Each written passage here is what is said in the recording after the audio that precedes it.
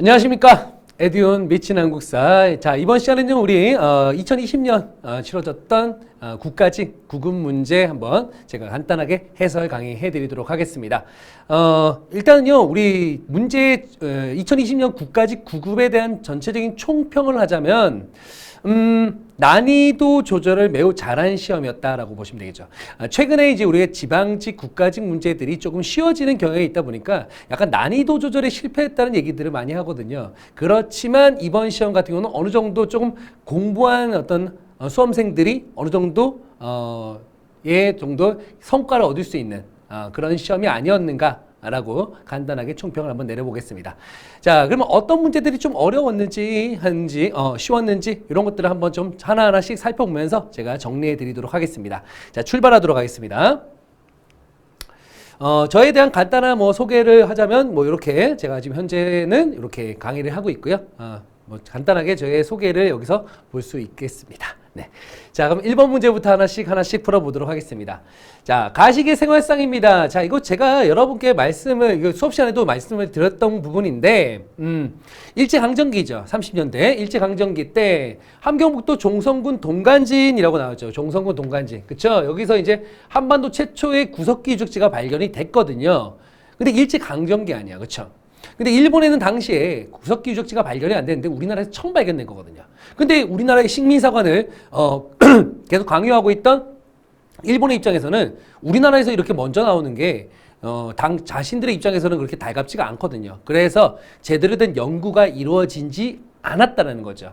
발견은 했지만 연구는 제대로 이루어지지 않았었다. 이게 뭐냐면 구석기 유적지죠. 구석기 유적지. 최초의 발견이 이루어졌지만 제대로 된 연구가 안 이루어졌다라는 의미에서 어쨌든 시대를 묻는다면 구석기 시대라고 보시면 되겠습니다.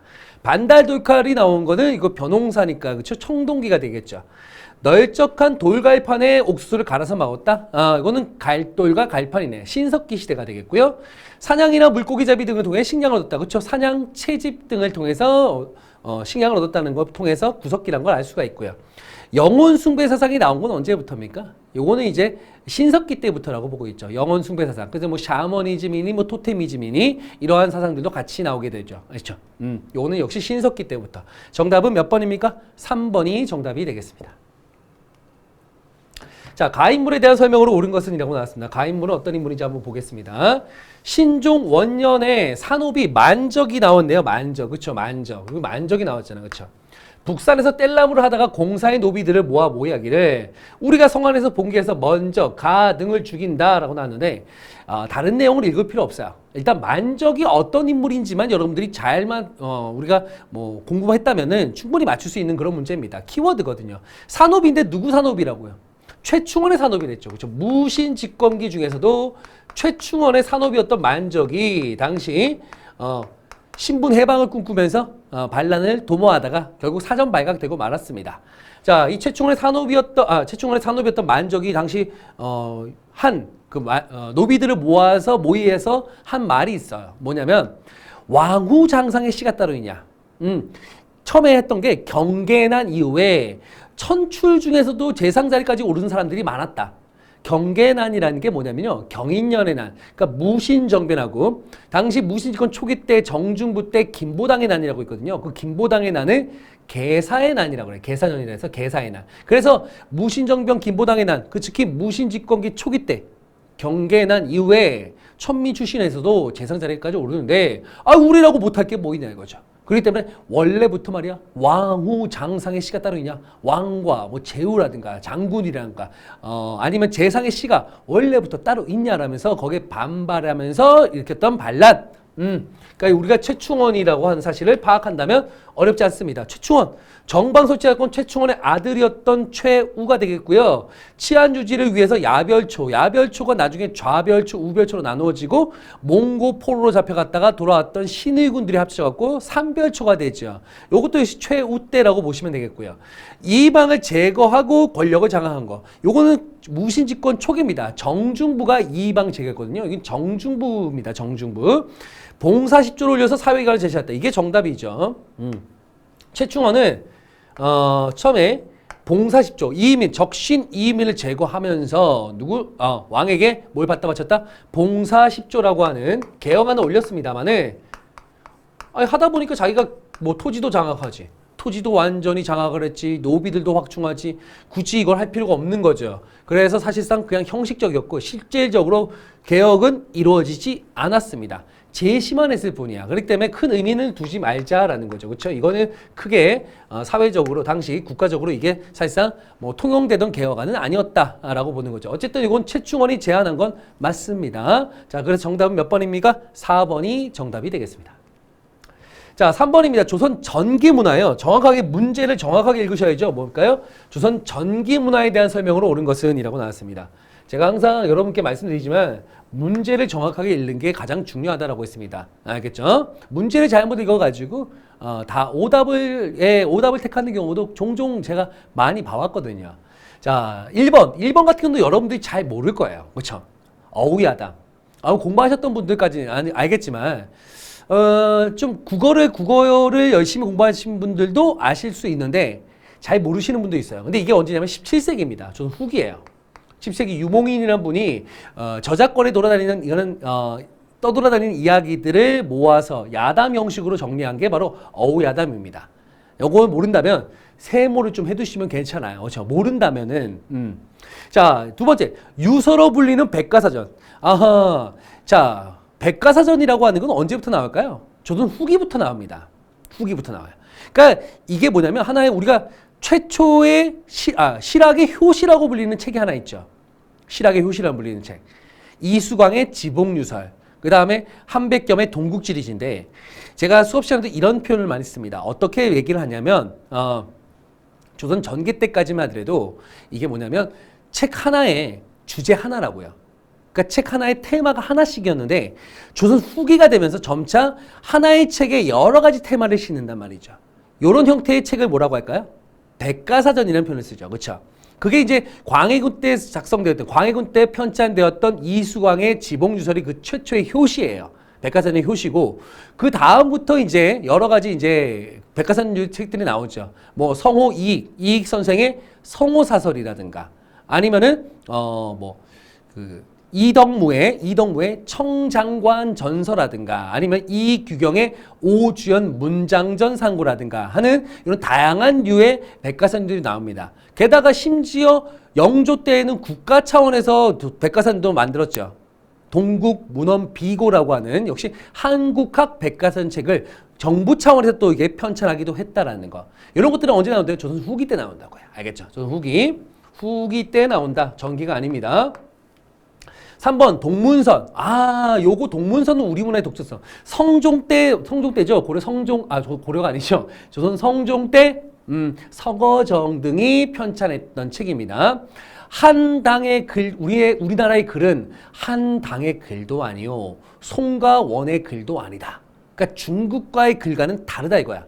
그래서 우리만의 독자적인 글을 만들 필요가 있다. 우리가 정리할 필요가 있다라고 해서 당시 우리의 시문들을 정리해서 만들었던 게 조선 성종 때 서거정 등이 편찬했던 동문선이 되겠어요. 그래서 정답은 이거 뭐예요? 여기 15세기죠. 조선 전기입니다. 자, 중인층을 중심으로 시사는 시문학 모임입니다. 시문학 모임인데 중인층을 중심으로 조선 후기 때는 중인들이 우리도 양반처럼 똑똑한 인물들이야 라고 하면서 자기들끼리 시문학 모임을 만들었어요. 자, 시사. 그들이 이제 이런 중인층들이 이제 시사를 조직하면서 문학 모임을 가지면서 자기들끼리 문학을 막 활성화시킨 거죠. 이러한 중인들의 문학을 위학문학이라 한다. 아마 공부하신 분들은 아실 겁니다. 그래서 요거는 저는 후기가 되겠습니다. 역시 후기가 되겠고요. 그래서 정답은 몇 번입니까? 3번이 정답이 되겠습니다. 알겠죠? 오케이. 문제를 정확히 한다면 조선 전기를 묻는 거니까요. 자, 4번입니다. 다음 자료에 나타난 사상에 대한 설명으로 옳은 것은 이라고 나왔습니다. 군신, 부자, 붕우, 장유 이거 삼강오륜이네요.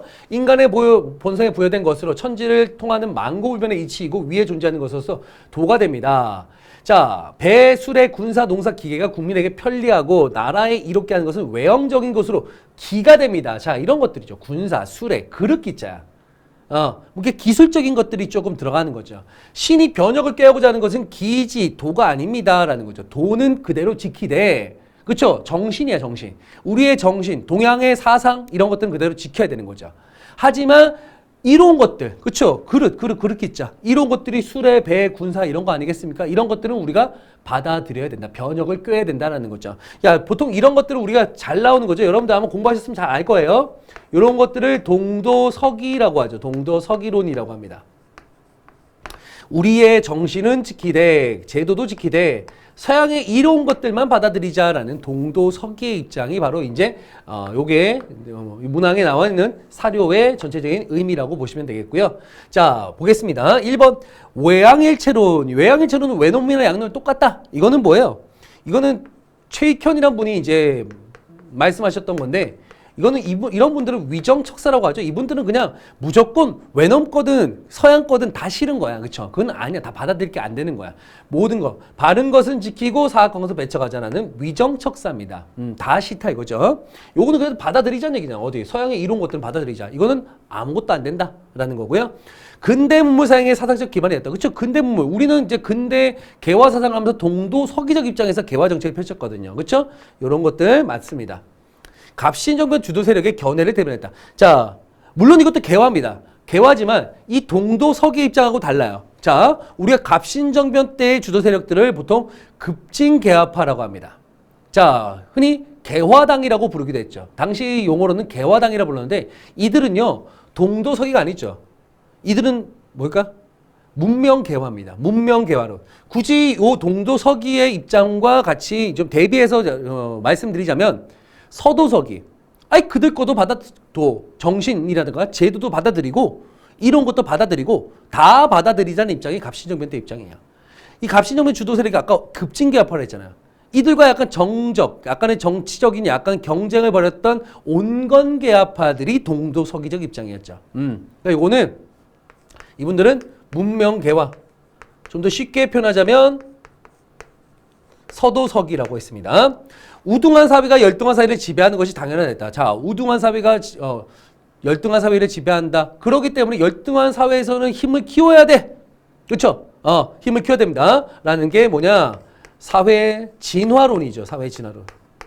영국의 학자였던 스펜서란 놈이 만들었던 이론입니다.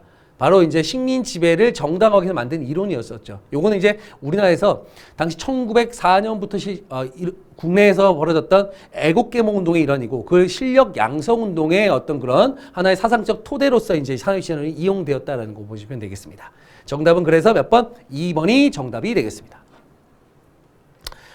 자, 5번 가볼까요? 자, 5월에 내린 조서를 내리기를 개경 내 사람들이 역질에 걸렸답니다. 역질, 뭐 역병 같은 게 걸렸나 봐요. 그래서 땡땡을 가를 설치해서 이들을 치료하고 시신과 유골은 거두어 묻어서 발바람에 들어가지 않게 할 것이며 신하를 보내어 동북도와 서남도의 굶주린 백성을 진율하라 라고 나왔습니다. 자, 이거는 자 치료한다는 얘기 들으니까 자 봐요. 여기서 만약에 다른 내용이었다. 만약에 동서대비가 나왔으면 아마 그걸로 하신 분들이 있을 건데 잘 보세요. 자, 역지대 걸렸대요. 이거는 국가 차원에서 봤을 때 뭘까요? 재난이죠. 우리가 이제 한참 오랫동안 지금 코로나 사태를 맞이하고 있잖아요. 코로나 사태. 그쵸? 이 코로나19 때문에 지금 이제 거의 뭐 1년 가까이가 지금 이제 코로나로 계속 지금 이제 국가가 지금 이제 힘들어하고 있고 국민들도 힘들어하고 있고 이게 뭡니까? 국가 재난 사태 아니겠습니까? 그렇죠? 이건 뭐 국가 재난 사태도 있겠지만 세계 재난 사태가 되겠죠. 재난입니다. 사실상. 그렇죠? 그래서 이들을 치료하라는 거죠. 그렇죠? 그러면은 재난 사태에 대해서 국가에서 이거를 책임지는 기구가 필요하겠죠. 그게 뭘까요? 의창일까요? 의창은 뭐예요? 진대법, 고구려 고국천한테 진대법을 계승했던 고려 태조왕건이 만들었던 흑창을 이어받은 거. 요게 추납이라 했죠. 곡식, 빈민들, 흉년이 들었던 그 당시에 농민들에게 봄철에 빌려주고 가을철에 갚게 하는 춘대추납의 빈민구유제도지 뭐 국가의 재난 사태 때 국가에서 나서는 그런 건 아니죠. 그렇죠? 이거는 뭐 농사가 안 됐을 때죠. 그렇죠? 아닙니다. 제위보는 뭘까요? 보라고 하는 건 고려 시대만 있는 건데 보라고 하는 거 일정 기금을 조성합니다. 그 기금을 조성한 다음에 그걸로 이자 사업을 벌여요. 그 이자 사업을 벌인 다음에 그렇게 이자 사업을 번 돈을 가지고 빈민들을 구휼하는 식이죠. 자, 위기에서 구제한다. 위기에서 구제해 주는 거죠. 그러니까 이것도 빈민구휼인데 방식이 좀 다르죠. 이건 국가 차원, 이것도 국가 차원이지만 요거는 그냥 뭐예요? 국가에서 쌓아둔 쌀을 빌려주는 형태라면 저거는 뭐예요? 기금을 마련해갖고 그 이자로 사업을 벌이는 형태. 뭐 제위보도 있었지만 뭐 팔관 행사할 때 행사를 하기 위해서 이제 기금을 조성하고 이자 사업을 벌이는 거죠. 뭐 그런 것 같은 거예요. 역시 이거와 관련이 없는 거고요. 해민국은 뭐예요? 그러니까 중앙에 두었던, 그러니까 한마디로 개경 같은 중앙에다 두었던 약국입니다. 약국. 그러니까 국가에서 운영하는 약국 정도로 보시면 돼요. 약국. 그렇죠? 약국이고. 제가 아까 재난이라고 했잖아요. 그 구제도가 뭐예요? 재해 시에 국가에서 국민들을 이제 남들을 구제해 주는 거.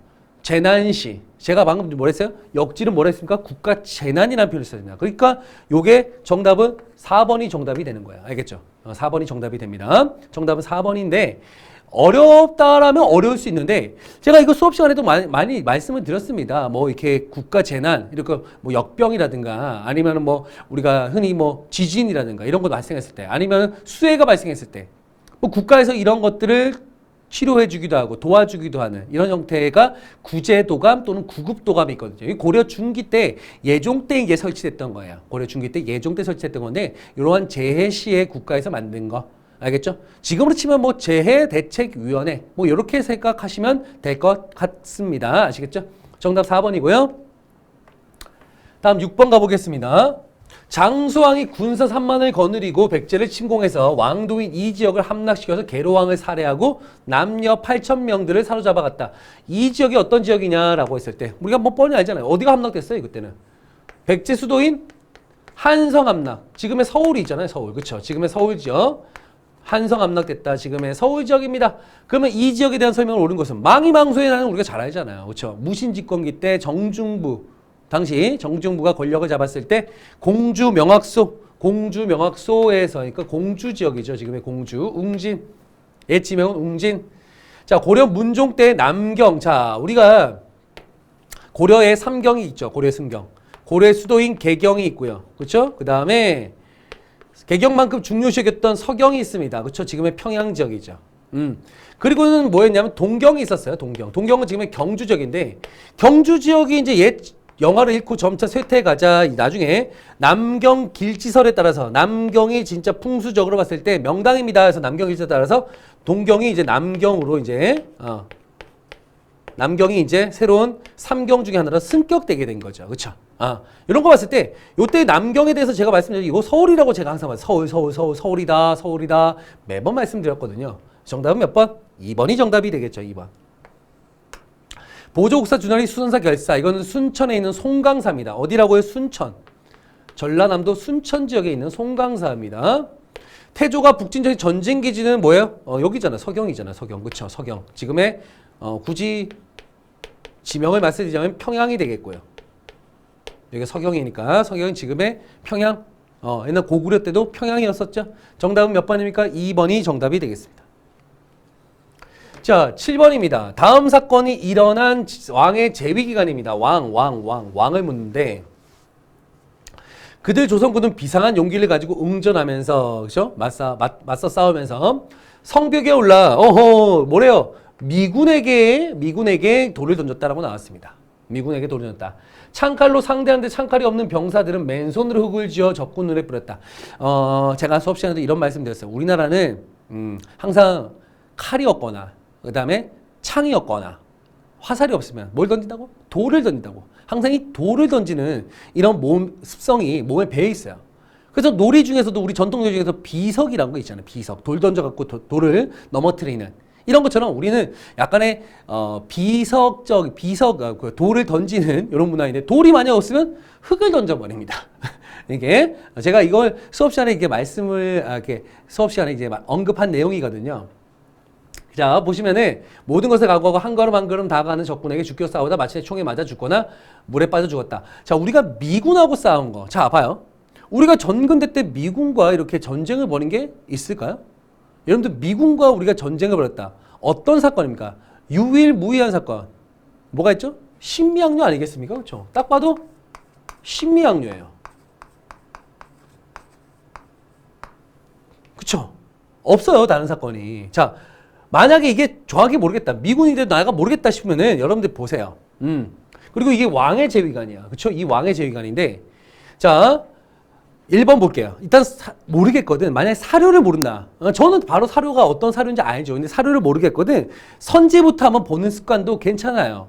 괜히 끙끙댈 필요가 전혀 없습니다. 자, 볼게요. 1번. 군포에 대한 양반들의 면세특권. 이거 뭡니까? 호포제네. 이거 언제예요? 흥선대원군 때잖아. 흥선대원군. 그죠? 금난정권 이거 뭡니까? 정조 때입니다. 여러분 정조 때 미군과 뭐 전투했었다. 이런 내용 들어본 적 있습니까? 없죠? 자, 결작세 신설되면서 결작은 뭐예요? 당시 균역법, 1년에 1인당 2필에서 1필로 감해주면서 이것을 이 균역법으로, 균역법에 의해서, 거둬들이지 못한 나머지 이제 군포들을 결작이란 명분으로, 선무군관포라는 명분으로, 자, 그 다음에 왕실 세금들을 이곳에 모자란 곳에 쓰이는 방법으로 이렇게 모자란 부분들, 부족분을 채워 나갔다. 재정을 보완했었다라는 거. 이거는 뭐 균역법이니까 영조 때가 되겠고요. 영정법 제정된 거는 우리가 조선 인조 때가 되겠죠. 인조 때. 자, 기억나시죠? 정조, 영조, 인조 때 무슨 미국이 쳐들어온 적 있나요? 없죠. 근데 대원군 때 있죠. 뭘까? 신미양요가 있잖아요. 근데 그렇죠? 대원군이 왕이었나? 아니죠. 자. 사실 이것도 이게 이 흥선대원군은 아직까지 왕이라고 생각하시는 분도 있는데 왕 아닙니다. 그냥 실권자였지. 왕은 누굽니까? 아들이었던 고종 아니겠습니까? 그러니까 흥선대원군이 약 1863년부터 73년까지 약 10년 동안 권력을 차지했었지만 실제적으로 왕은 고종이었거든요. 그러니까 이 왕은 누굴 얘기하는 거야? 고종 얘기하는 거예요. 하지만 아버지가 이제 고종이 너무 어리기 때문에 섭정을 했었죠. 섭정을 하면서 대신 통치를 했었잖아요. 그렇죠? 결국 73년도에 하야하시면서 고종의 친정이 시작되지만 이때도 사실상은 고종의 재위기간이라고 볼 수 있는 부분이죠. 그러니까 정답은 1번이죠. 신미양요밖에 없어요. 이거는. 그렇죠? 자, 정답 1번입니다. 다음 가겠습니다. 8번입니다. 이건 삼국시대 갖고 삼국시대부터 이제 고구려 멸망 때까지를 쭉 보는 건데, 자, 우리가 이제 한번 보자고요. 낙나국 추출이 언제입니까? 낙나국 추출. 4세기 미천왕 때. 광개토 대왕 릉비는 누가 만들었어요? 아들이었던 장수왕이 있죠? 아들이었던 장수왕이. 5세기 장수왕. 그죠? 사익제첩 승리는 7세기 612년도입니다. 7세기 이때는 을지문덕이 활약했지만 왕이라고 한다면 영량왕 때가 되겠고요. 안희성 전투는 역시 7세기 645년입니다. 7세기 왕은 보장왕 때. 고구려의 마지막 왕이었죠. 뭐 이렇게 볼 수 있는데 어쨌든 뭐 왕을 기억하기보다는 사건 정도, 요 앞에까지는 왕을 좀 기억하셔야 되겠지만 요 사건별로 좀 정리하자면 한번 볼게요. 백제 침령이 불교를 받아들였다. 자, 불교 수용. 자, 볼게요. 충분히 들어갔죠. 이거 언제일까요? 4세기잖아. 4세기. 그렇죠? 이거 4세기 말이에요. 침유왕 때가. 내가 이렇게 여러분께 설명드리죠. 이거를 그냥 단순하게 그냥 맞지요? 이게 아니라요. 자, 봐요. 4세기 때 우리가 미천왕은 낙랑 축출했었죠. 서안평을 점령하시고 낙랑을 축출했다. 그 다음에 고국천왕은 공격을 받았죠. 누구의 공격을 받았다? 백제 근초광의 공격을 받았다. 이게 무슨 전투? 평양성 전투. 그쵸? 평양성 전투 때 전사했었죠. 전사하고 있었다. 자, 왕의 전사인데 이때 위기를 극복했던 왕이 누구라고요? 소수림왕이라고요. 불교 수용과 율령반포 태학 설립을 통해서. 그쵸? 그리고는 그 다음에 등장했던 게 이렇게 개혁을 바탕으로 영토를 확장했던 광개토 대왕입니다. 광개토 대왕. 그쵸? 그리고는 이게 이 광개토 대왕이 4세기에서 5세기 초까지거든. 5세기 초까지고 이후에 장수왕이 이제 등장하기 시작하면서 평양 천도하고 남하 정책을 하면서 이제 결국 475년도에 백제 계로왕을 죽이고 한성을 함락시켰던 겁니다. 자, 그리고 근초왕 나왔잖아. 그쵸? 근초왕 다음에 제가 항상 그랬죠. 누구라고? 침유왕이라고. 재위기간이 1년인데 이때 뭐 했다고? 불교 수용하고 공인했다고요. 동진으로부터 불교를 수용했다. 동진의 마라나트로부터 불교를 수용하고 공인했다. 그때 뭐 제일 먼저 한 게 이때잖아. 불교 수용과 공인은 전진으로부터 순도가 불교를 전해준 건 소수림왕 때고, 요 수용하자마자 얼마 안 있어갖고 이제 침유왕이 백제에서는 불교를 수용하고 공인합니다. 그러니까 대략 여기서 충분히 지금은 이제 두 번째가 장수왕이잖아. 충분히 들어갈 수 있죠. 4세기니까. 그렇죠. 4세기니까. 항상 이런 가로 세로도 좀 경리하겠지만 가로로 연습도 하셔야 돼요. 그렇죠. 그럼 맞는 거고요. 자, 고구려 영야왕의 요소지방 선제공격했다. 자, 살수대첩 승리는 수나라와의 전쟁에서 결국 승리를 거둔 거죠.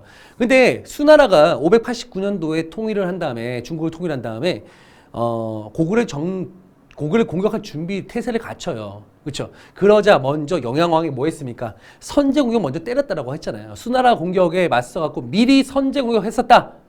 이거 기억하셔야 되죠. 그렇죠? 맞는 거죠. 598년 먼저 선제 공격을 감행했었다. 자, 백제가 대야성을 공격했다. 642년도인데요. 이때가 누구냐면 백제 의자왕이 누구를 공격했습니까?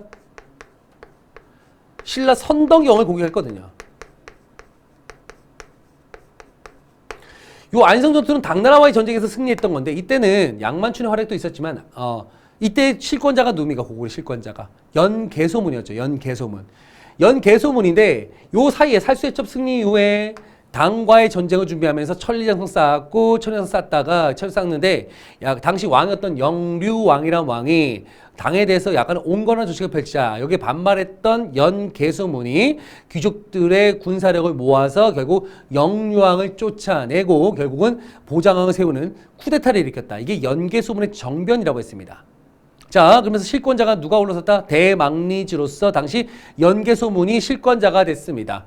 그때 마침 이때 어디로부터? 의자왕에게 대여성 등 40여 세 뺏겼던 선덕여왕은 누구를 보냈습니까? 김춘추를 보냈어요. 김춘추를 보내갖고 연개소문을 만나게 했거든요. 그러니까 김춘추가 연개소문 만나서 하기를 뭘 하냐? 우리 좀 도와달라. 백제가 지금 이제 너무나 우리를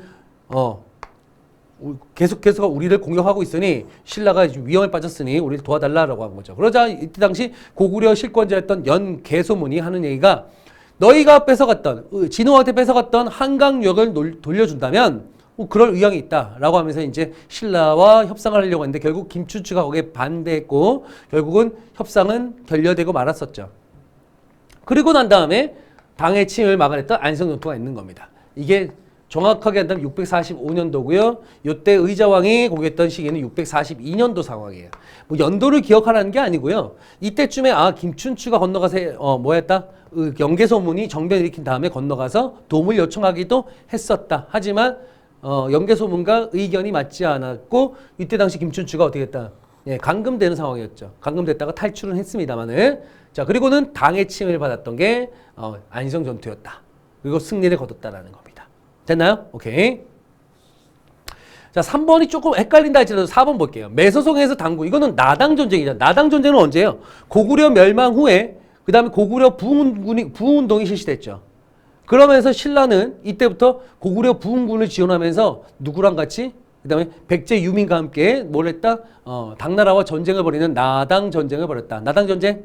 매서성 기벌포 전투. 요거는 고구려 멸망 후입니다. 그렇죠? 고구려 멸망 후 라 이유가 되죠. 라 이유가 된다. 이렇게 정리하시면 되겠습니다. 됐나요? 정답은 그래서 아닌 것이니까 4번이 정답이 되겠습니다. 자, 요것도 좀 어렵다면 어려울 수 있는데 자, 신이 이 책을 편수해서 바치는 것은 이라고 했습니다. 제가 요 내용은 제가 몇 번이고 제가 말씀을 좀 드렸던 거고 했습니다. 자, 이게 뭐냐면 편수에서 바치는 것은 중국, 그렇죠? 중국은 반고로부터 어디까지 금나라까지고 그 다음에 우리나라는 왕은 어디서부터 단군부터 현재 본조까지 쭉 발전해왔다는 거죠. 제와 왕이 쭉 발전해왔다. 같은 시기 때 같이 발전해 왔다는 얘기죠. 제와 왕이 같이 발전했고 이거를 읍조림에 따라서 이거는 뭐야? 읍조림이 뭘까요? 운이야, 운. 우리가 이제 랩으로 한다면 라임. 그렇죠?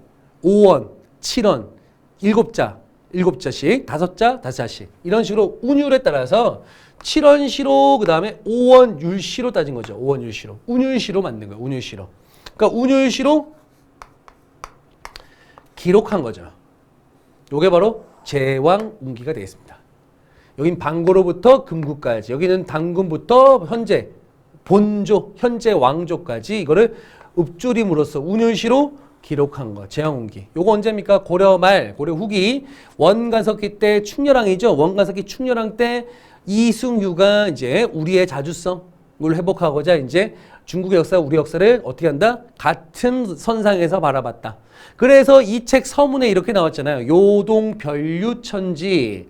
자, 요동에는 중국과 확연히 구분되고 있는 별도의 천하의 땅이 있으니 그게 바로 우리나라다. 우리 고려다라는 거죠.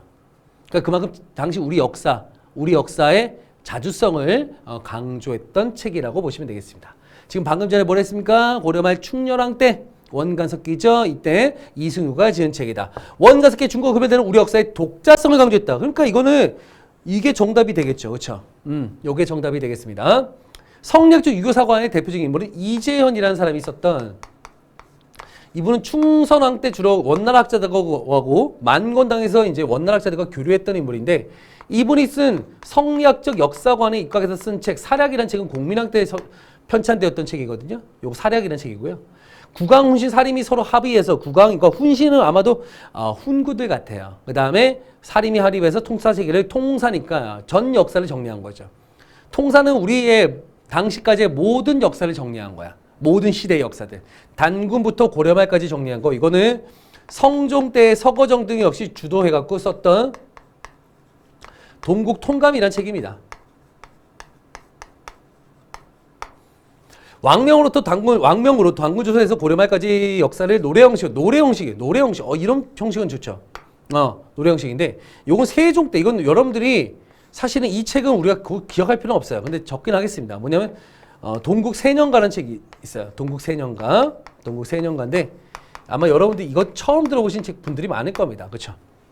이건 다 들어봤고 정리해봤고 했는데 이런 것들은 잘 모르는데, 이건 그냥 그런 책이 있구나라는 것만 좀 봐둡시다. 어차피 처음 나왔으니까 이거 한번 체크를 좀 해두시면 좋을 것 같습니다. 알겠죠? 정답이 몇 번입니까? 3번이 정답이 되겠습니다. 자, 다음 그래프에 표시된 시기. 다음 그래프에 표시된 시기입니다. 1945년 8월은 우리가 광복했죠.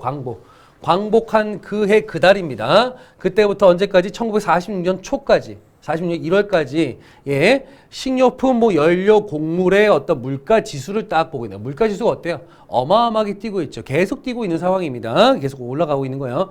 물가 지수가 지금 엄청나게 지금 급상승하고 있는 중이에요. 그럼 이 시기에 사회 현상을 옳지 않은 것 한번 볼게요. 그러니까 이게 언제예요? 광복 후죠, 광복 후. 광복 후에 1945년 9월 달에 누가 들어왔으면 미군정이 들어왔잖아요, 사실상. 그렇죠? 미군정이 들어왔다고, 이때. 미군정이 들어오면서 이제, 경제도 모르는 이 군바리들이 갑자기, 자기들이 경제를 정리한답시고 이상한 정책들을 많이 펼치면서 상당한 지금 경제 혼란을 가져왔던 시기가 되겠습니다. 자, 보시면은, 일단 이 시기는 보시면 해외로부터 기관이 급증했다, 식량이 부족했다. 그렇죠? 해외로부터 많은 분들이 들어왔습니다. 광복되니까 해외 유민들이 많이 들어오죠. 그렇죠? 근데 이게 뭐냐면 공급량은 한정돼 있어요. 그렇죠? 갑자기 광복됐다 해서 갑자기 생산량이 확 늘어날 일은 없을 거 아니야. 게다가 우리가 광복 전에 일본은 전시체제였고 그 전시체제에서 모든 걸 통제했거든요. 경제를 통제했습니다.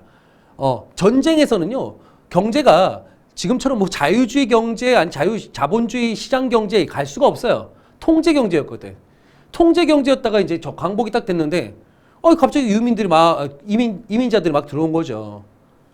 식량이 부족할 수밖에 없겠죠. 당연히. 이게 당연한 현상입니다. 그렇죠? 산파조선 분할점령 이후 식료품 물의 생산이 크게 위축되었다. 그렇죠?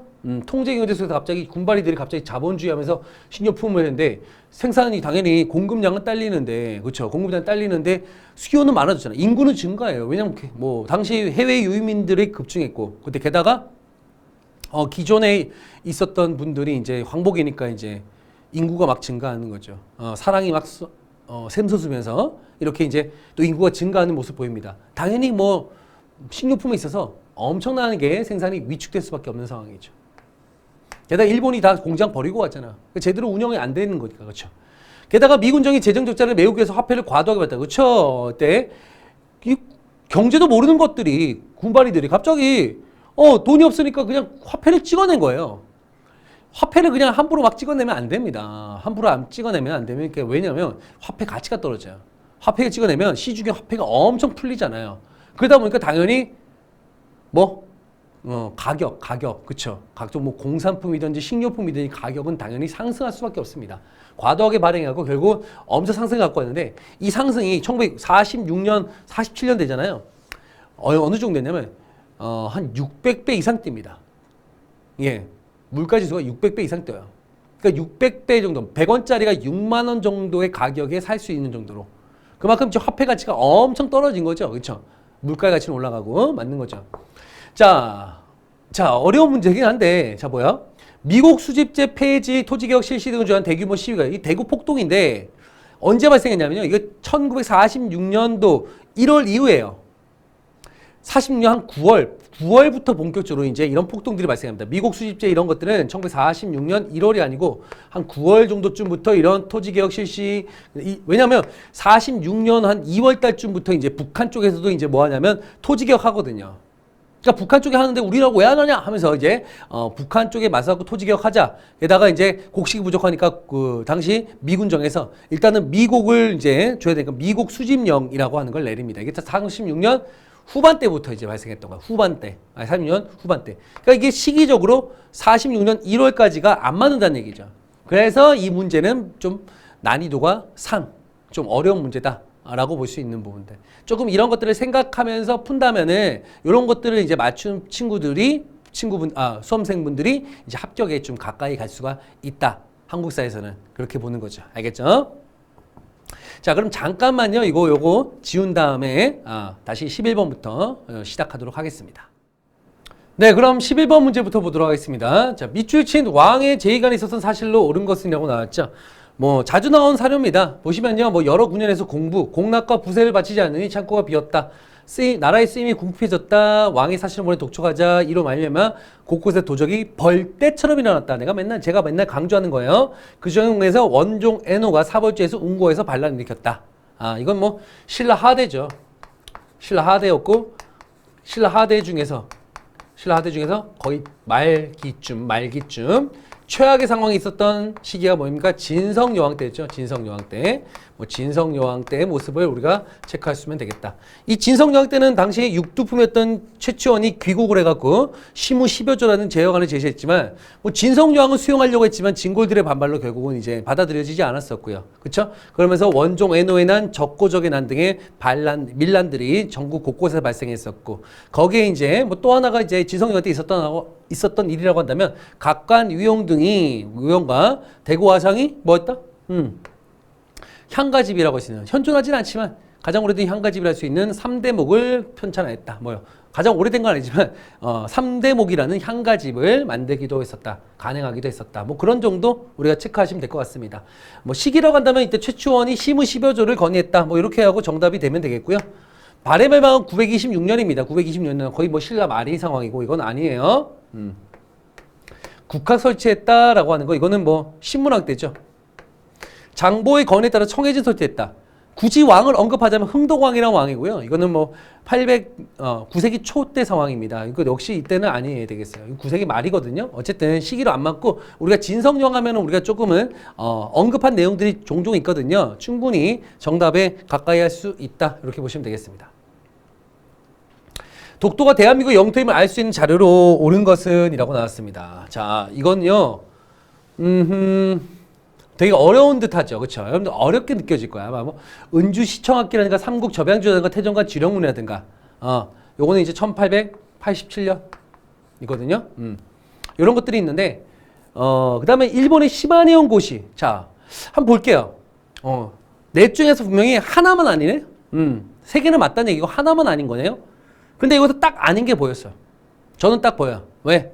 일본의 시마네온 지금도 있죠. 일본의 시마네온. 일본의 시마네온에서 1년에 하루를 이제 일본의 이제 시마네온 의회에서 시의회에서 현의회죠. 여기서 이제 독도의 날을 만들어서 자신들이 독도 우린 독도지만 자기네 의미에서 다케시마라고 하잖아요. 그렇죠? 다케시마의 날이라 해갖고 당시 다케시마가 자기 땅이다. 일본의 고유 영토다. 이런 것들을 맨날 주장하는 거죠. 지금도 있어요. 그 시마네온이라고 하는 애들이 당연히 이때 고시에서 밝힌 건 없고요. 요 시마네온 고시는 독도는 자기네 영토다라는 거죠. 러일 전쟁 후에 자신들이 획득한 영토라고 했고 시마네온 고시에다가 독도 지역, 독도를 자신의 일본의 영토에다가 이제 편입시켰다라는 겁니다. 지금까지도 이게 계속적으로 이어져 오고 있다라는 거죠. 이게 이제 독도가 대한민국의 영토임을 알 수 있는 자료가 아닌 거죠. 이것만 빼고. 그렇죠?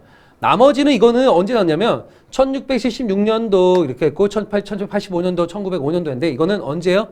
다 일본의 자료들입니다. 일본의 자료들이고요. 다 있는 자료고 요거 두 개는 기출이에요.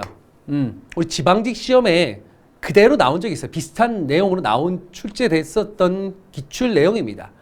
게다가 태정군 지령문 같은 경우는 이거는 1887년도에 일본에서는 뭐라고 하냐? 너희와 관련이 없다. 1887년도가 1877년도. 1877년도입니다. 80년이 아니고 77년도에. 독도는 일본의 영토와는 상관이 없다. 라고 하는. 정말 근대기 때 일본에서도 이미 벌써 독도가 자신들과 관계없는 영토다. 라고 밝힌 내용이에요. 이 때문에 이거는 뭐 당시 우리나라 영토라는 걸 인정한 거죠. 자기네들도. 그쵸? 오케이? 이런 거 다 맞는 내용이 되겠고요. 기억, 니은, 디귿 싶고 시마네온 고시 이거는 독도의 영토는 자기네 현의 영토다라는 걸 알리는 그런 곳이었다라고 보시면 되겠습니다. 정답은 그래서 1번이 정답이 되겠습니다. 1번 알겠죠? 다음 13번입니다. 문화통치 일환으로 한글신문의 발행이 허용되었다. 이에 따라 땡땡이 창간되었는데 이 땡땡은 자치운동을 모색하던 이광수의 민족적 경륜을 실어 비판받기도 했으나 일장기 말소 사건으로 일제로부터 정관청을 받기도 했다. 자, 이 신문인데 이 신문 얘기하는 것 같아요. 어떤 신문일까요? 자, 민족적 경륜은 1924년도에 동아일보에 실었던 이광수가 일본의 지배를 인정하고 그 안에서 자치하자라는 일본의 지배를 식민 지배를 인정하고 식민 지배 안에서 자치를 꾀하는 그런 내용을 실었던 게 민족적 경륜이고요. 그래서 비판을 받았고 요 일장기 말소 사건은 뭐냐면 1936년도 베를린 올림픽에서 금메달을 땄어요. 마라톤 금메달을 땄던 송기정 선수가 이제 일장기를 달고 이제 시상대에 올랐는데 그때 동아일보에서 이 내용을 보도하면서 당시 시상대에 올랐을 때 왼쪽 가슴에 있었던 이 일장기를 지워버렸거든요. 그러자 일제 당시 총독부로부터 정관 처분을 받기도 했었다는 거죠. 그때부터 이제 서서히 일본의 당시 일제 탄압을 받으면서 결론적으로 40년도 가서 폐간이 되고 말았던 신문이 바로 동아일보가 되겠습니다. 조선일보와는 뭐 형제이자 라이벌이었던 형제는 아니고 친구이자 라이벌 관계에 형성했던 게 조선일보인데 요거는 동아일보가 되겠어요. 동아일보. 이 신문은 제가 우리 필기노트에도 동아일보 제가 다 적어놨거든요. 동아일보 지금 했기 때문에 제가 저와 같이 공부했던 친구들은 아마 다 맞췄을 거예요. 알겠죠? 한글 보고 받은 한글 원본 이건 조선일보입니다. 분화로도 운동 이걸 모른데도 이건 알아야 돼요. 조문 동부 조선일보는 문자보급운동 그 다음에 31년도부터 전개했던 분화로도 운동 이거 러시아 말로 민중 속으로 농촌개몽운동이었죠. 동아일보에서 주도했던 거야. 동아일보에서 주도했던 농촌개몽운동 이게 정답이 되겠고요. 개벽 신여성 어린이 등의 잡지 이거는 뭐 어느 종교와 관련된 잡지냐? 천도교죠. 천도교는 동학을 계승한 종교였었죠. 그래서 개벽, 옛날에 뭐 후천 개벽 있잖아. 동학에. 그렇죠? 여성들에 대한 인격 존중, 어린이에 대한 인격 존중. 그래서 천도교 소년회에서 어린이날을 제정했던 그렇죠? 그 천도교 소년회 대표적인 인물이 방정환. 천도교 3대 교주였던 손병희의 사위. 방정환이 이제 어린이날을 제정했었던 거죠. 요건 천도교, 신문보다는 천도교입니다. 천도교 기관지 있잖아요. 만세보와는 관련 없어요. 만세보는 이미 벌써 국권 피탈 전에 벌써 일진의 기관지로 되면서 사실상 없어진 거나 마찬가지죠. 신관에 갔을 때 신관의 본부와 같은 역할을 하게 된 거 이것도 역시 조선일보입니다. 조금 이런 내용들 1번, 4번 아마 여러분들이 조금 생소한 내용들일 수 있어요. 생소한 내용들일 수 있지만 2번 같은 경우 동아일보를 안다면 2번 같은 경우는 확실하거든요. 확실히 동아일보라는 사실을 우리가 정확하게 파악할 수 있다. 오케이. 정답 2번입니다. 14번입니다. 김추추가 당나라에 들어가 군사 20만을 요청하고 얻고 돌아와서 가를 보며 말하기를 죽고 사는 것이 하늘에서 달렸는데 살아 돌아와 공과 다시 만나게 되니 얼마나 다행한 일입니까?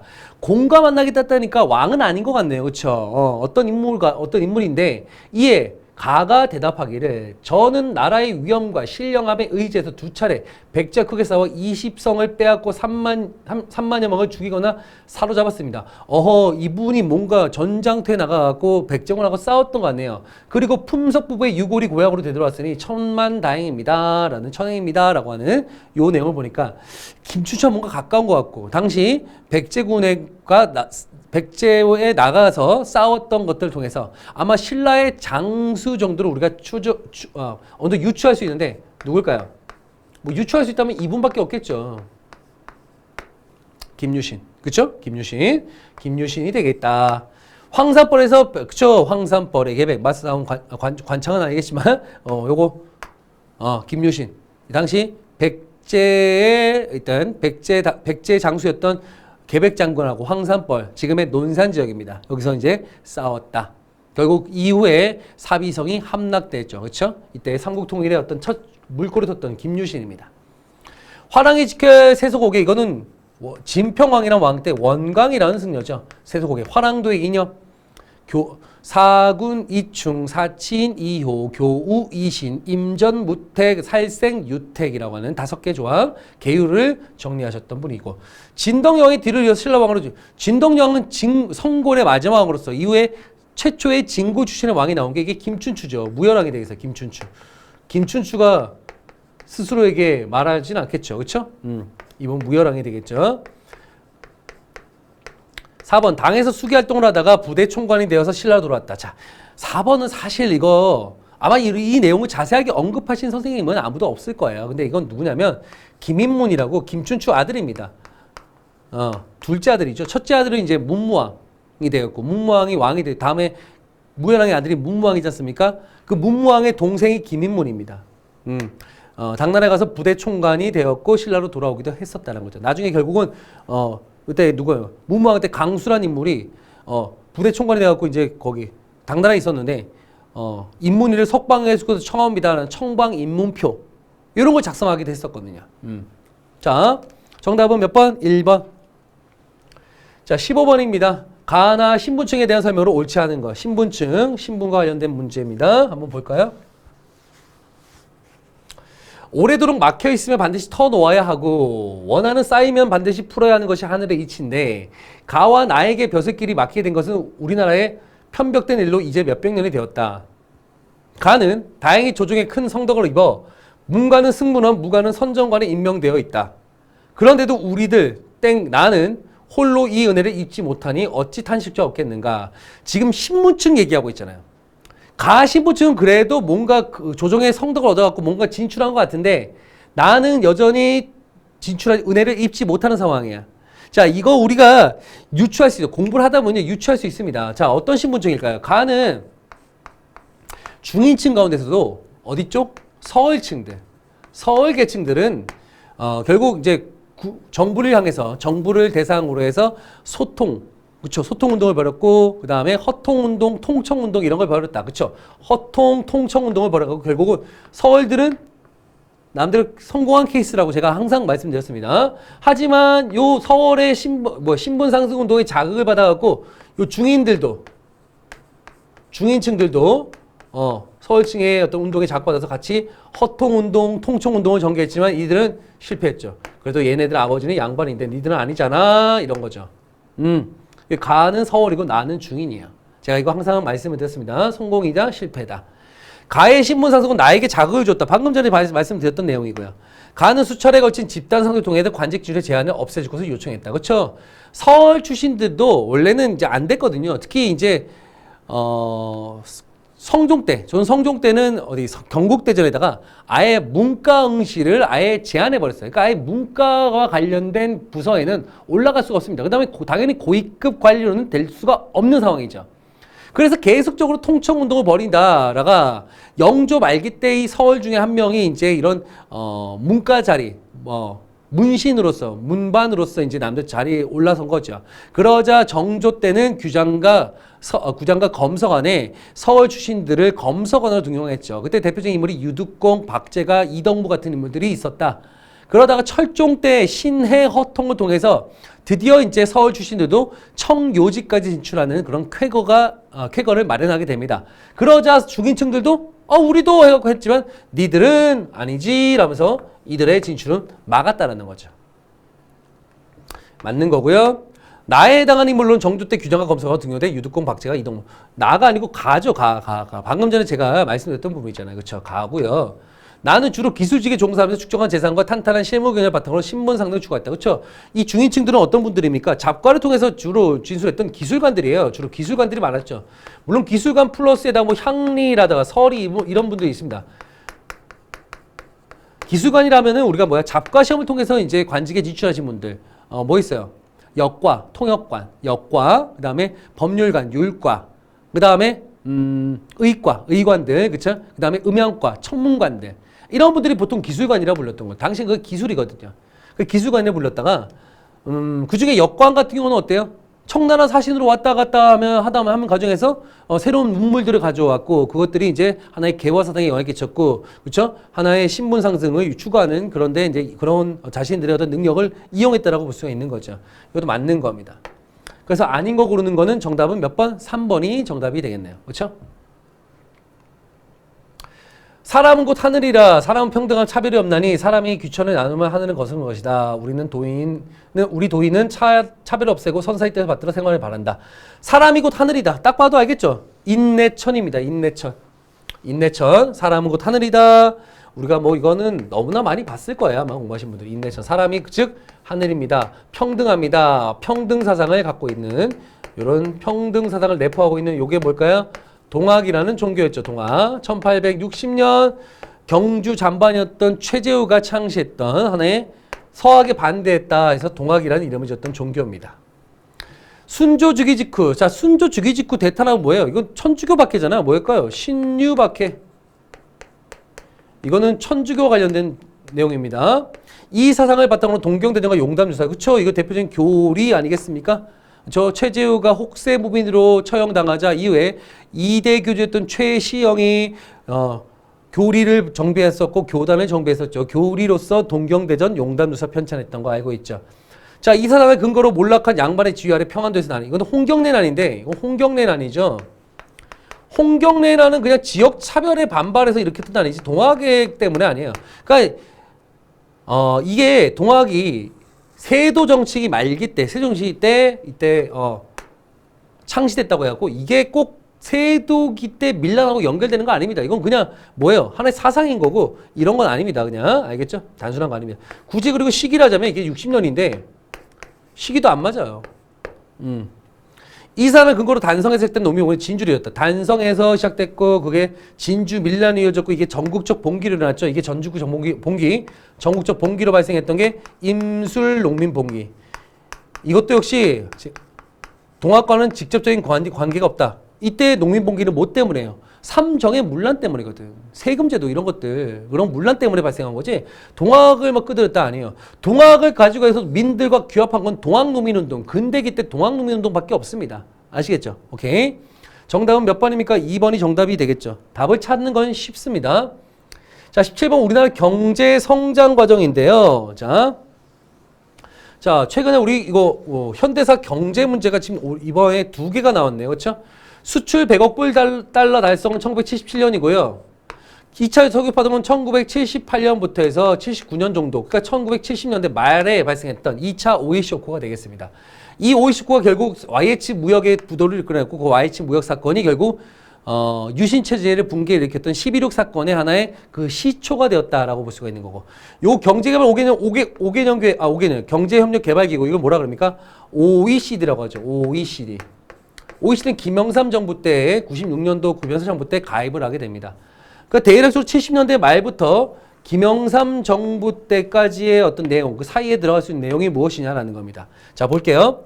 경제개발 5개년 계획은 언제요? 제가 1, 2차 경제개발 계획은 60년대, 3, 4차 경제개발 계획은 대략 70년대라고 했습니다.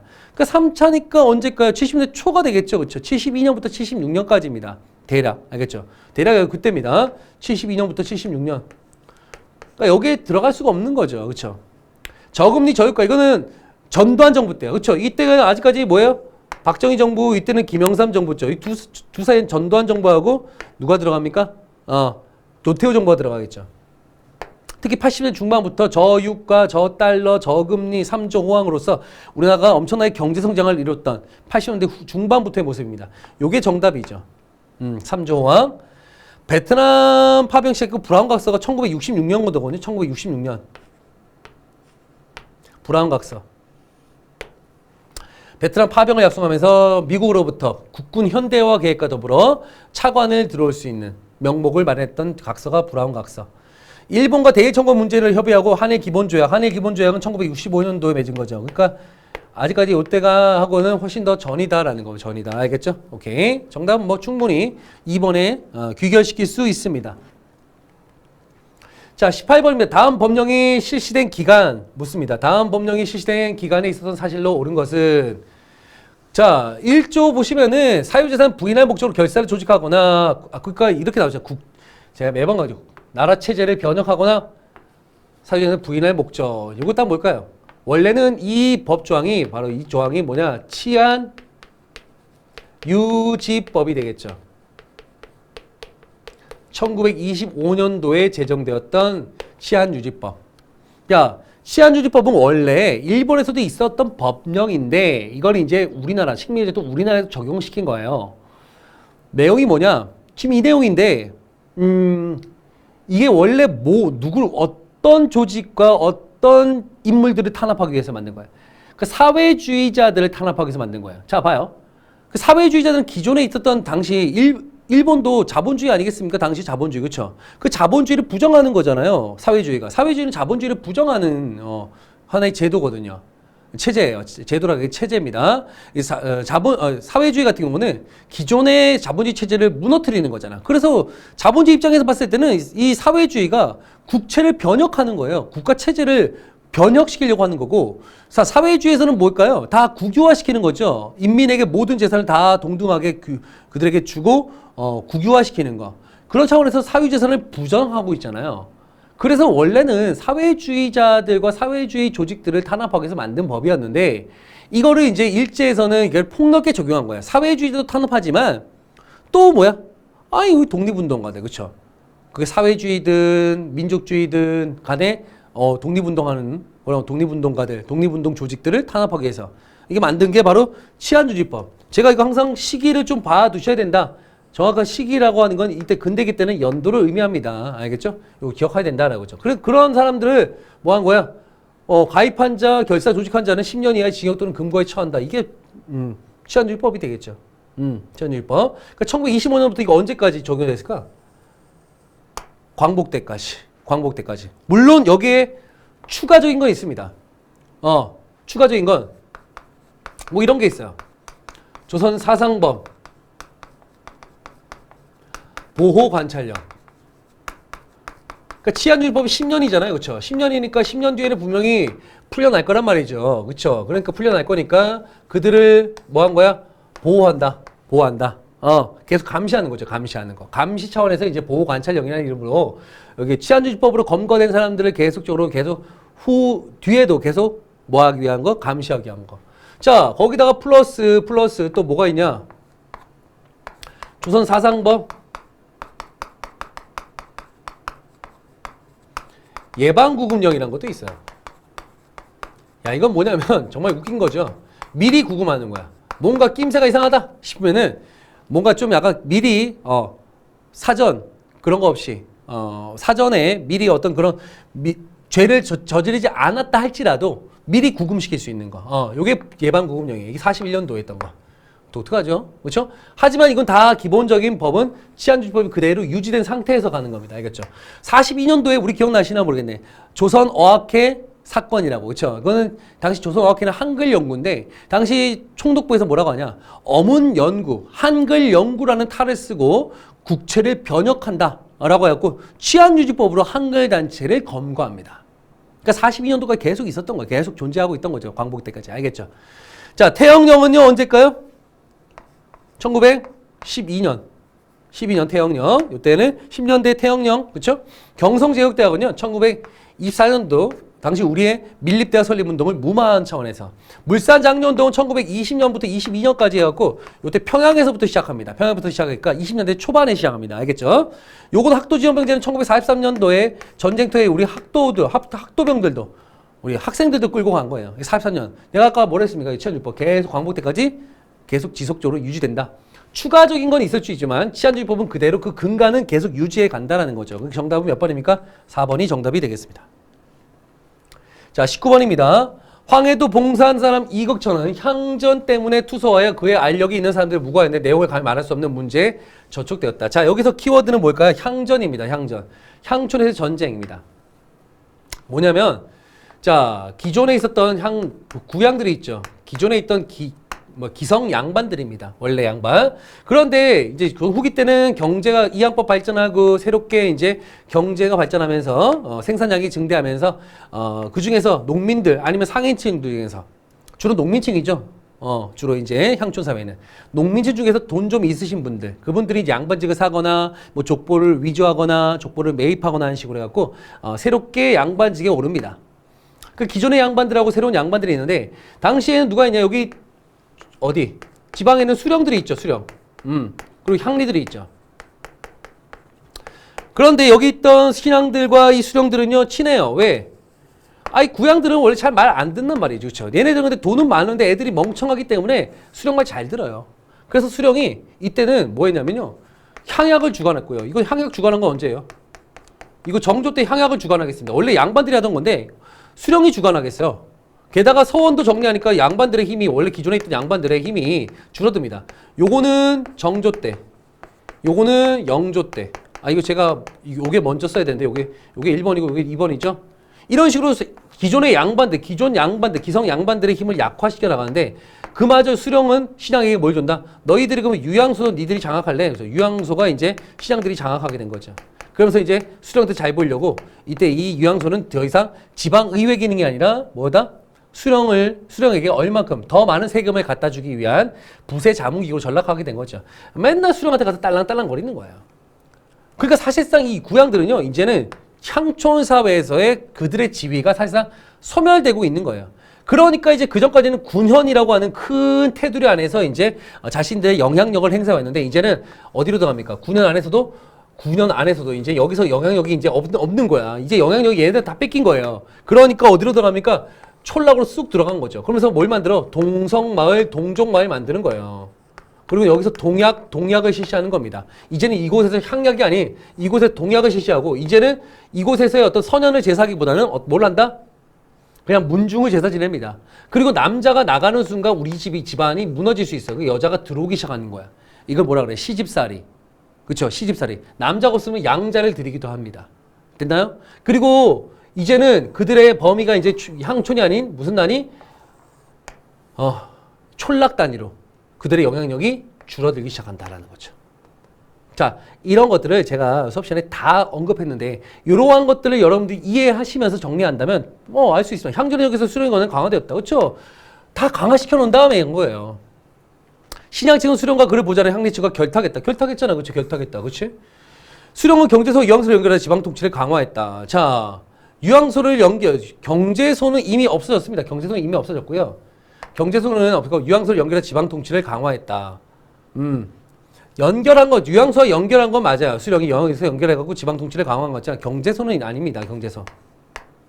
제2사는 동계와 동약을 통해서 향촌사회에 대한 영향력을 유지했다. 자, 제2사는 동약, 여기서 동약을 유지하면서 향촌사회의 영향력을 유지하려 했다라고 했습니다. 이것도 맞는 표현이죠. 정답은 그래서 몇 번입니까? 3번이 정답이 되겠습니다. 자, 20번입니다. 이번에 이게 좀 어려웠다고 하는데, 저는 요 문제가 어렵다고 생각한 적이 없습니다. 왜냐? 수업 시간에 이 문제를 여러 번 풀이해왔고요. 이거와 관련된 문제들이 분명히 나온다라고 매번 강조드렸었거든요. 자, 지금 이건 뭐냐면, 3천만 한국인과 정부를 대표해서 3가 중형, 미소, 캐나다들이 대일 선전포고, 그렇죠. 대일 선전포고다. 그리고는 뭐 한다? 전임면은 반치의 전투에 참가했으면 한 개의 전투부대 추축국에 선전한다. 추축국은 누굴까요? 독일, 이탈리아, 일본 같은 이런 추축국들. 자, 우리나라는 뭐가 된다? 연합국의 일원이 된 거죠. 연합국의 일원이 된 거죠. 그쵸? 그래서 최후의 통첩을 위한다. 무효를 거듭 선포한다. 합방조약, 일체 불평등 조약의 무효를 거듭 선포한다. 자, 우리가 연합국의 일원이 된 거예요.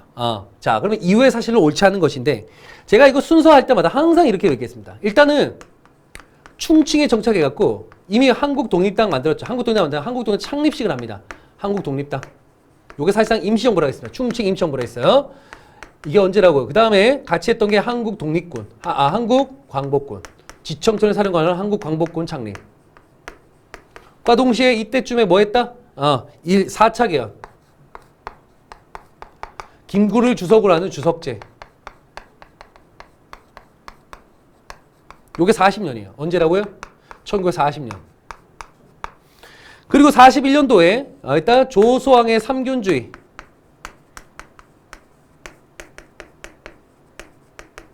교육과 경제와 정치, 교육, 경제의 균등을 깨웠던, 그러면서 개인과 민족과 국가의 균등을 깨웠는 삼균주의를 건국강령으로 채택을 했다. 그 다음에 이때 연합국의 일원이 된 거죠. 당시 우리의 요 임시정부는 뭐에 됐다? 연합국의 일원이 되었다. 그래서 이때 대일 선전포고, 대독 선전포고 때렸다. 요게 언제라고요? 1941년도입니다. 자, 세 번째. 뭐다? 이때쯤에, 연합국이 일어났다는 얘기는 여기에 무슨 전쟁이 벌어졌어? 태평양 전쟁이 발생한 거예요. 태평양 전쟁이 발생한 거. 오케이. 보시고. 이때는 뭐냐면, 김원봉의, 42년도에 김원봉의 조선의용대가 분리됐거든요. 근데 조선의용대인데, 의용대 화북지대는 저기 위로 올라갔고, 김원봉의 조선의용대는 어디에? 한국광복군에 합류했다. 한국광복군에 합류했다. 요게 1942년도고요. 자, 그 이후에 자, 영국군이 당시 어디서? 인도 미얀마 전선에서 일본군과 싸우고 있었는데 이때 한국 광복군이 활약을 합니다. 한국 광복군이 뭐 했다? 요때 포로 신문이라든가 일본 포로들이 신문을 했었고요. 그 다음에 암호 같은 걸 해독하는 역할, 일본어 암호를 해독하는 그런 역할을 담당했었다. 요게 언제라고요? 1943년도의 일입니다. 자, 그다음 다섯 번째. 자, 그러면서 이때쯤에 뭐 했다? 5차 개헌이 이루어집니다. 5차 개헌. 이때 5차 개헌 이루어지면서 이때 김규식을 영입하면서 김구를 주석을 김구로 하고 그대로 두고요. 주석, 그 다음에 부주석. 김규식을 부주석으로 하는 부석제. 이때 주석에는 김구, 그 다음에 부석에는 김규식을 부석으로 임명하는 5차 개헌이 이루어진 거죠. 그리고는 여섯 번째 44년도에, 이게 44년도거든요? 44년도고, 요때쯤에 이제 뭐 한다? 국내 진공작전을 추진한다. 당시 미국 전략정보국 OSS, 미국 전략정보국이었던 OSS하고 당시 정진군은 새롭게 만든 부대가 아니고요. 요거는 뭐야? 한국 광복군에서 만든 특수부대 같은 거라고 보시면 돼요. 정진군의 조업으로 국내 정보작전을 추진했으나 일본의 갑작스러운 패망으로 실제로 우리가 주체가 되지 못했다. 광복의 주체가 되지 못한 상황이 벌어진 거죠. 자, 이것만 어느 정도 이해를 한다면은 우리가 충분히 정답을 추론할 수가 있습니다. 볼까요? 지금 이게 발표가 뭐예요? 지금 여기서 발표는 요거예요. 그러니까 요거 이후야, 요거 이후의 모습으로 오는 것은. 자, 한국과 모든 김원봉의 의용대가 병력을 통합했다. 그쵸? 이거 어디 나옵니까? 여기 나왔잖아요. 병력 통합. 요거 맞네요. 해당한 거요. 해죠? 그죠? 그 다음에 영국의 요청에 따라 인도 미얀마전 한국 광물이 파견되었다. 그쵸? 여기 나왔네요. 영국과 인도의 미얀마 파견 이렇게 해서 나왔다. 3번. 조선 독립동맹은 조선 의용대 하복지를 기반으로 의용군을 조직하였다. 자, 봐요. 이것도 43년도거든요. 김원봉의 의용대가 이때 합류했거든. 그러면 다른 김원봉의 의용대 말고 또 있나요? 예, 조선 의용대 화복지대가 있잖아. 이 임시정부에 참여하지 않으면서 반대했던 의용대 화북지대는 화북으로 올라갔다는 얘기예요. 그때 김두봉의 조선 독립동맹에 이 조직했던 조선 의용군에 합류했거든요. 의용군에 합류해서 조선 독립동맹에 합류해서 의용군을 조직합니다. 요것도 43년도 일이야. 알겠죠? 자, 42년도에서 43년도의 일이 됐거든요. 그러니까 역시 마찬가지로 요거 이후의 일이 되겠습니다. 요거 다 이후의 일이 되는 거죠. 대한민국 이정부는 김구리 주석하는 단일 지도체제를 만들고 대한민국 건국에 대한 제정하였다. 지금 제가 방금 전에 요거라고 했잖아. 요거하고 지금 이거 얘기했잖아. 주석제를 기반으로 했고 삼견주의를 발표했다. 요거 전이잖아요. 조금 세부적으로 봐야 된다고 제가 말씀드립니다. 이거 어렵게 나오면 이렇게 나올 수 있다고 세부적으로 봐야 되기 때문에 이게 해당하지 않는 내용이 되겠죠. 대략적으로 파악할 수 있겠어요? 오케이? 자, 이렇게 해서 이제 우리가 좀 어려운 문제들이 제가 봤을 때 어려운 문제가 한 두세 문제 정도 띄었습니다. 두세 문제 정도. 뭐 많이 얘기하면 세 문제 정도? 여기는 조금은 난이도가 있다. 그거를 맞추냐. 이것도 그 중에 하나거든요. 그거를 만약에 맞추신 분들이라면, 거기에 이제 정답에 접근하신 분들이라면 충분히 이번 시험에서는 좀 좋은 결과를 기대해봐도 좋지 않을까라는 생각이 좀 들었네요. 알겠죠? 자, 이렇게 해서 우리가 국가직 2020년 7월 11일 날 치러진 국가직 9급 문제를 한번 살펴봤습니다. 뭐 좋은 성과가 있으신 분들은 아마도 이제 뭐 답 매기고 어느 정도 이제 성과가 나왔겠지만 앞으로 이제 이 국가직이라든가 지방직을 준비하시는 분들은 앞으로 이런 문제 유형들을 어느 정도 여러분들이 조금 습득할 수 있는 이때 요 강의를 통해서 습득할 수 있는 하나의 계기가 되기를 바라면서 어떻게 준비해야 되는지 그 방법들을 하나하나 찾아 나가시면 되겠습니다. 자, 그러면은 해설 강의를 들어주셔서 감사드리고요. 자, 그러면 뭐 다음에 있는 또 해설 강의가 있으면 또 만나 뵙도록 하겠습니다. 감사합니다.